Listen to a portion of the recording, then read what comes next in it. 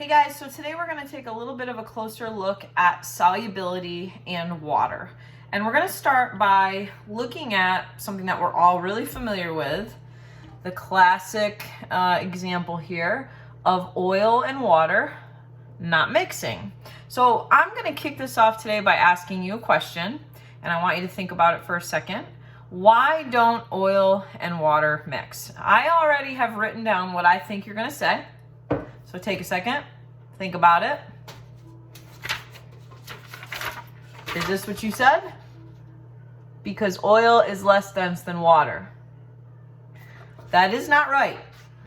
While it is true, that is not the primary reason why they don't mix together. They're immiscible. Oil does float on top. We're going to return to that in just a second. But let's take a closer look at the structure of these molecules. Okay, so as we've looked before, water, which is H2O, which if we look at it in terms of like where the atoms are bonded, you have the oxygen atom bonded here with the two hydrogen atoms that kind of go toward the top of the molecule. This means that this is polar. So that means that it has a distinct positively charged end where the hydrogen atoms are, and a distinct negatively charged end where you have these extra pairs of electrons at the bottom. And I'm going to show that for the purpose of this example, where water is shown as sort of like this little Mickey Mouse shape here, where this is the oxygen atom, the big white circle, and the two dark blue circles are the hydrogen atoms. Again, this is a positive end of the molecule. This is a negative end of the molecule.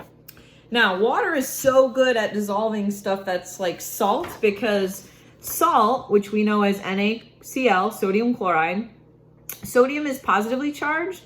And so what will happen is the negative end of the water molecule, the oxygen end, will attach.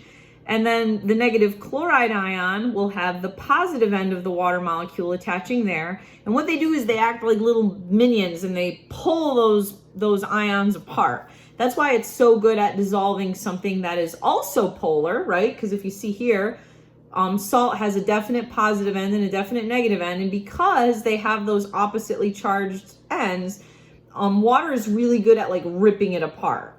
So when water gets to something like fat, which is symmetrical, that makes the little water molecule, little Mickey Mouse shape, approach this and go like, I don't know what to do here.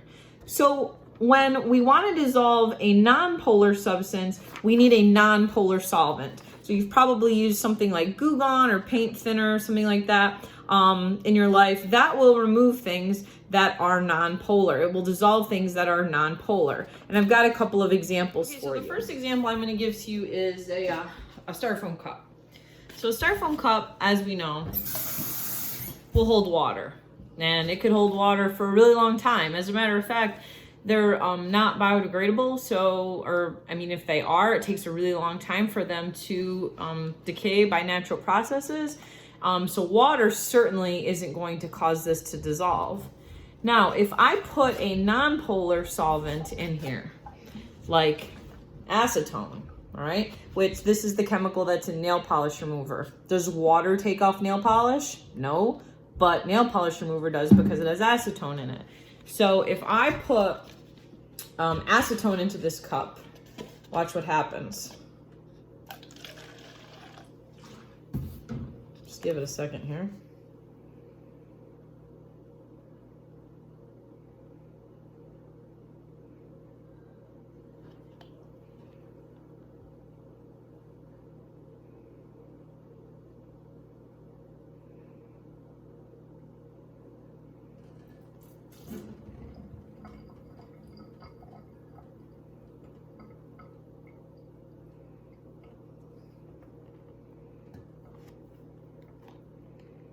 Look at that. It's like marshmallow.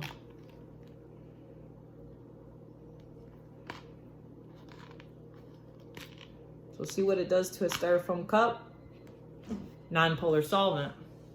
Now, similarly to that, we are all familiar with something like a dry erase board, right? You take an Expo marker, you can write on it, and a regular old paper towel will take that right off, right?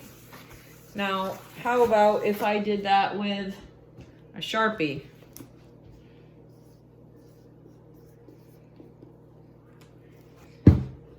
Normally, and again, this was a Sharpie.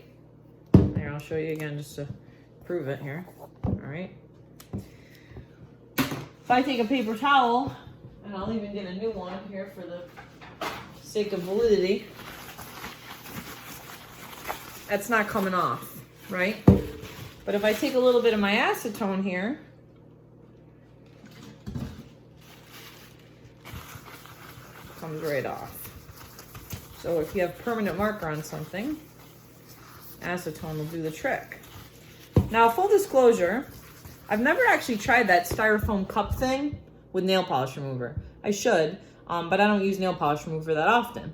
Nail polish remover will take gunk off of things though that water won't. So it's actually a pretty good thing to try. Similarly to like something like Goo Gone, if you've ever used that. Same kind of thing. So, returning to our original thought here, oil and water. Why don't they mix? Why doesn't the water dissolve the oil? It's not because oil is less dense, it's because water is polar, so the molecule is asymmetrical, and oil is nonpolar, so its molecule is symmetrical. The reason why the oil sits on top is because it's less dense. If you put salt in water, like a whole bunch of it, it would sink to the bottom because it's more dense. But it'll dissolve because of that difference in polarity. So some extensions for this idea, some things that you could try at home would be playing around with something like nail polish remover. You could get a dry erase board and see what kinds of things water will dissolve and what kinds of things the nail polish remover will dissolve. You might also experiment a little bit with soap and oil and look a little bit more into how soap works. It actually works a little bit, it has properties that are similar to this idea, but they also form molecules around the oil particles that are called micelles. You may want to look into that a little bit. It's pretty cool, but definitely play around with this a little bit at home. And if you do, feel free to share your results.